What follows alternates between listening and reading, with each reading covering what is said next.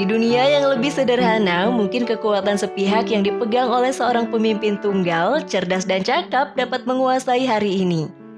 Di dunia yang kompleks seperti yang akan kita jelajahi bersama, dibutuhkan pembagian kekuatan, kreativitas, dan perspektif kolektif untuk menjadi gesit dan cukup bernuansa untuk mengarah ke masa depan yang tidak pasti.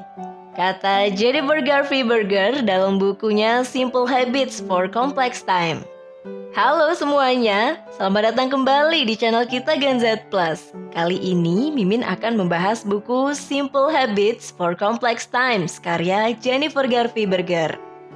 Tapi sebelum kita mulai, buat kalian yang mau support channel ini agar terus berkarya, caranya mudah banget loh sobat. Kalian cukup subscribe dan nyalakan loncengnya. Dukungan kalian membantu banget supaya kita bisa rutin posting dan bersama-sama belajar dari channel ini.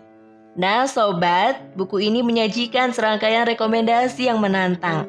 Mereka menekankan bahwa keberlangsungan hidup dan kesuksesan di dunia VUCA, dunia dengan volatilitas, ketidakpastian, kompleksitas, dan ambiguitas, berarti Anda harus melakukan apa yang sulit dan seringkali berlawanan dengan intuisi. Dalam menerapkan ide-ide penulis, ikuti saran mereka.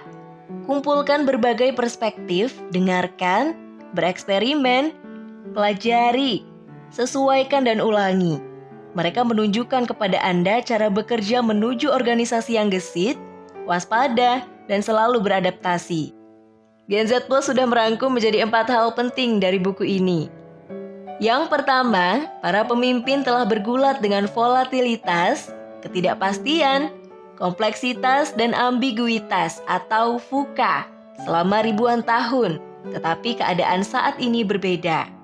Evolusi membuat orang cukup pandai membuat keputusan sesuai dengan apa yang berhasil di masa lalu. Namun dalam banyak keadaan, pemahaman yang sebelumnya dapat diandalkan tidak lagi berlaku. Sekarang Anda harus mempertimbangkan berbagai kemungkinan skenario. Tetapi mengetahui kapan dan bagaimana melakukan pemikiran semacam itu tidak muncul secara alami bagi banyak orang. Menguasai keterampilan baru yang diperlukan ini berarti membentuk kebiasaan pikiran baru. Yang kedua, biasakan mengajukan pertanyaan baru dan asli. Hindari mengajukan pertanyaan yang jawabannya Anda pikir, Anda ketahui, atau pertanyaan yang jawabannya akan Anda abaikan. Ajukan pertanyaan yang dipertimbangkan, yang benar-benar ingin Anda jawab untuk membuka kemungkinan dan jalur yang lebih luas. Sangat mungkin bahwa tugas memimpin di masa yang serumit dan bergejolak seperti hari ini adalah tugas yang lebih besar bagi kita manusia daripada hal lain yang pernah kita lakukan.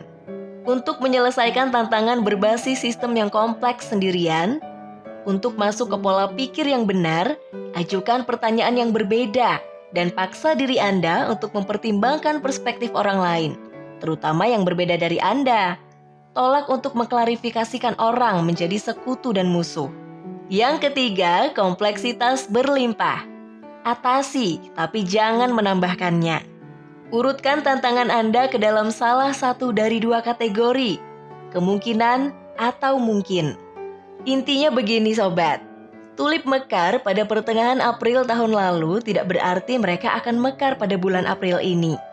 Dan gunung berapi yang meletus 100 tahun yang lalu dan memiliki rekor meletus hanya setiap 1000 tahun atau lebih masih bisa meledak besok. Beberapa masalah termasuk dalam kategori probabilitas dan itu membuatnya lebih sederhana. Lainnya bergantung pada banyak variabel dalam sistem yang kompleks. Mereka berada di dunia kemungkinan yang lebih kompleks. Dalam setiap sistem yang kompleks, umpan balik adalah sumber kehidupan. Cara evolusi dan perubahan dimulai dan menyebar. Sebelum mencari solusi, pertimbangkan di mana letak masalahnya, probabilitas atau kemungkinan. Bahkan sistem yang rumit pun merespons penyesuaian dan penyempurnaan yang dapat diprediksi di banyak komponen. Kenali sistem ini dan terapkan solusi yang Anda dasarkan pada pengetahuan masa lalu. Dan yang terakhir, berusaha untuk melihat sistem yang kompleks secara keseluruhan. Tanyakan bagaimana komponen-komponen itu bergabung untuk bersandar pada hasil tertentu.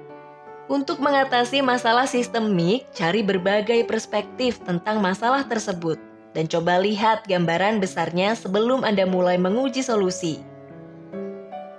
Tekankan pembelajaran dan beri penghargaan kepada orang-orang yang menguji, gagal, menyesuaikan, mencoba lagi, dan mengulangi cara mereka menuju peningkatan.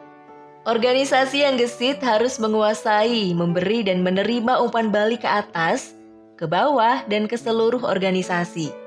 Dekati semua percakapan sebagai kesempatan belajar. Tanyakan, apa yang harus saya pelajari di sini?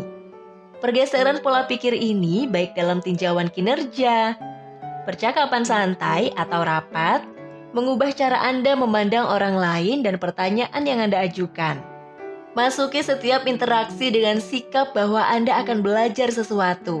Ingatlah bahwa apa yang Anda ketahui, tidak peduli seberapa benar rasanya, selalu hanya sebagian dari kebenaran. Mintalah fakta dan bukti orang lain terlebih dahulu, tanpa penilaian. Minta mereka untuk mengatakan bagaimana perasaan mereka tentang suatu masalah dan minta mereka untuk menjelaskan dampaknya. Ribuan tahun seleksi alam mengkodekan Anda untuk bertindak lebih dulu dan berpikir kemudian. Anda harus beradaptasi dengan dunia baru dan menuntut sebaliknya. Ciptakan organisasi yang kaya akan umpan balik. Yang ingin tahu, pertama-tama belajar. Amankan untuk berbagi umpan balik positif dan negatif. Kabar baik dan kabar buruk. Naik turun dan di seluruh perusahaan. Bagikan arus informasi yang konstan dengan semua karyawan. Berkomunikasi dengan logika dan emosi, fakta, perasaan dan kejujuran. Dengarkan secara mendalam. Well, Sobat Gensku semua, itu tadi adalah pembahasan seputar buku Simple Habits for Complex Times karya Jennifer Garvey Berger.